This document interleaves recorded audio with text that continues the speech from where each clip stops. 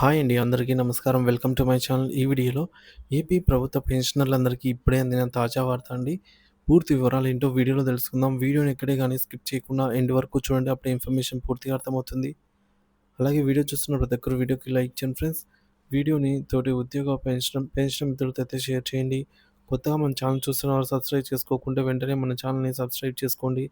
దీని ద్వారా నేను చేసే లేటెస్ట్ వీడియోస్ అన్నీ మీ వరకు రీచ్ అవుతాయి. ఇక ఆలస్యం చేయకుండా వివరాల్లోకైతే వెళ్ళిపోదాము. సో ఫ్రెండ్స్ ఇక విషయానికొచ్చినట్లయితే ఆంధ్రప్రదేశ్ సవరించిన పెన్షన్ నిబంధనలు 1980 ప్రకారంగా కుటుంబ పెన్షన్ తీసుకునే వారికి కొన్ని నిబంధనలైతే ఉన్నాయన్నమాట. సో ఇక్కడ చూసుకోవచ్చు 6A1 అనేక భార్యలకు కుటుంబ పెన్షన్ చెల్లింపు ఒక్కోలాగైతే ఉంటుందండి. సో ఎలా ఉంటుందంటే ఈ నిబంధన వచ్చేసి ప్రభుత్వ ఉద్యోగి లేదా పెన్షనర్ మరణించినప్పుడు అతనికి ఇద్దరు లేదా అంతకంటే ఎక్కువ సతీమణులు ఉన్నట్లయితే స్పౌసులు ఉన్నట్లయితే కుటుంబ పెన్షన్ సమానంగా విభజించాలి. ఉదాహరణకు ఇద్దరు భార్యలున్నప్పుడు ఒక్కొక్కరికి 50% చొప్పునైతే ఉంటుంది. అదే ముగ్గురు భార్యలుంటే ఒక్కొక్కరికి 33.33% చొప్పున పెన్షన్ అయితే వర్తిస్తుంది. ఈ రూల్ అనేది ఇలా అయితే వర్తిస్తుందనమాట. సో, ఇద్దరు లేక ముగ్గురు భార్యలున్న నలుగురు ఉన్నట్లయితే 25% అందరికి, 5 మంది ఉన్నట్లయితే 20% ఆ విధంగా అయితే కుటుంబ పెన్షన్ రూల్స్ 1980 ప్రకారంగా వర్తిస్తుందనమాట. ఇది ఆంధ్రప్రదేశ్ సవరించిన పెన్షన్ నిబంధనలు. అలాగే ఇక్కడ చూసుకోవచ్చు రూల్ నంబర్ 6A2 భార్య మరణం లేదా పెళ్లి చేసుకున్నట్లయితే ఏమవుతుందంటే నిబంధన భార్య మరణించిన లేదా మళ్ళీ వేరే పెళ్లి చేసుకున్నట్లయితే ఆమె వాటా అర్హత కలిగిన పిల్లలకు చెల్లాలి. సో, ఆమెకు పిల్లలు లేని పరిస్థితిలో ఆమె వాటా నిలిపివేయబడుతుంది కానీ, ఆమెకి ఎట్టి పరిస్థితుల్లో ఇచ్చే ప్రసక్తే లేదనమాట. భార్య మరణం గాని లేదా పెళ్లి చేసుకున్నట్లయితే. ఆమె తాలూకా పిల్లలున్నట్లయితే వారికి మాత్రమే వర్తిస్తుంది. లేదంటే ప్రభుత్వము అక్కడితో నిలిచిపోతుందనమాట. మంజూరు కాదు అమౌంట్. ఉదాహరణకు ఇద్దరు భార్యలు డబ్ల్యూ1, డబ్ల్యూ2 ఉన్నారనుకోండి. సో, డబ్ల్యూ1 మరణిస్తే ఆమె వాటా 50% పిల్లలకే వస్తుంది.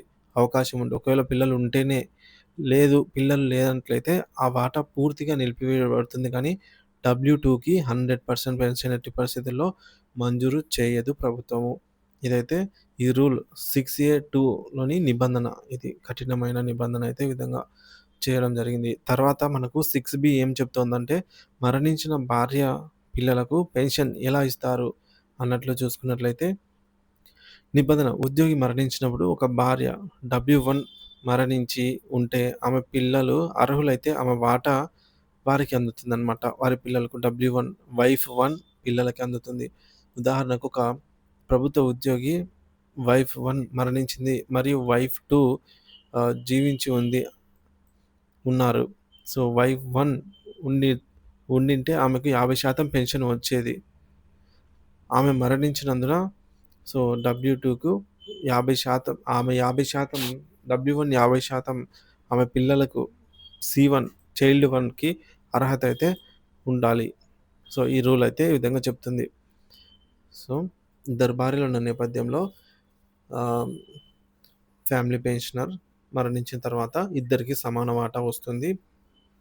ఒకవేళ వాళ్ళలో ఒకరు మరణిస్తే 100% ఇంకొకరికి వెళ్ళదు. సో, ఎవరైతే మరణించారో ఆ వైఫ్ యొక్క ఆవిడ యొక్క పిల్లలకి వెళ్తుంది.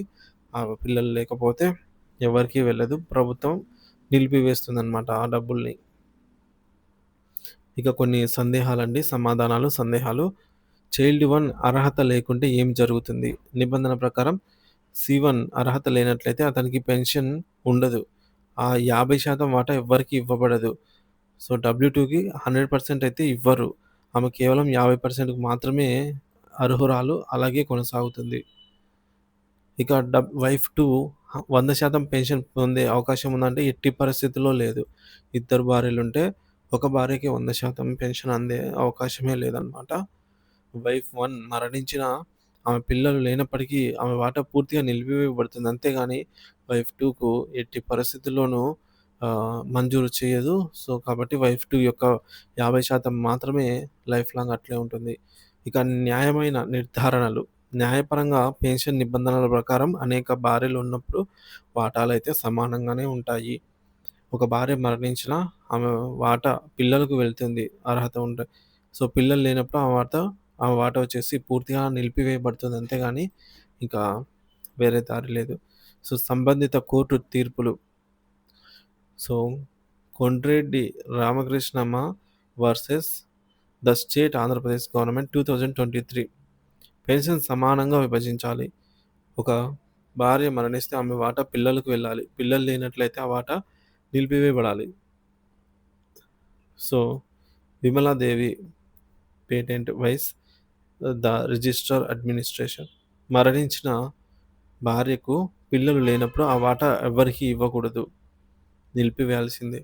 అర్హత కలిగిన సంతానం లేకపోతే ఆమెకు సంక్రమించిన వాటా చెల్లింపుకు అర్హత కోల్పోతుంది. మొదటి భార్య వాటా రెండవ భార్యకు బదిలీ అవ్వనే అవ్వదు. ఇక గౌరవ సుప్రీంకోర్టు అభిప్రాయం అండి. కుటుంబ పెన్షన్ అనేది వ్యక్తిగత వారసత్వ హక్కు కాదు. ఇది నిబంధనల ప్రకారం మాత్రమే ఇవ్వబడుతుంది గానీ, ఇదేమి హక్కు ఏమి కాదు. కొన్ని నియమ నిబంధనలు మాత్రం వర్తిస్తేనే మీకు కుటుంబ పెన్షన్ అనేది మంజూరవుతుందని సుప్రీంకోర్టు ఎప్పుడో స్పష్టం చేసి చెప్పింది. సో, ముగింపండి. మొత్తానికి వైఫ్ 1 మరణించినా ఆమె పిల్లలు అర్హులు కాకపోతే వైఫ్ 2కి ఎట్టి పరిస్థితుల్లో 100% పెన్షన్ పొందదు. వైఫ్ 2 50% మాత్రమే కొనసాగుతుంది. మరణించిన భార్యకు పిల్లలు అర్హులైతే వారి వాటా 50% ఆ పిల్లలకి చైల్డ్‌కి అయితే లభిస్తుందనమాట. సో, ఇది ఫ్రెండ్స్. తాజా నిబంధనల ప్రకారం అప్డేట్స్ అయితే ఈ విధంగా అయితే ఉన్నాయి. Thank you for watching this video.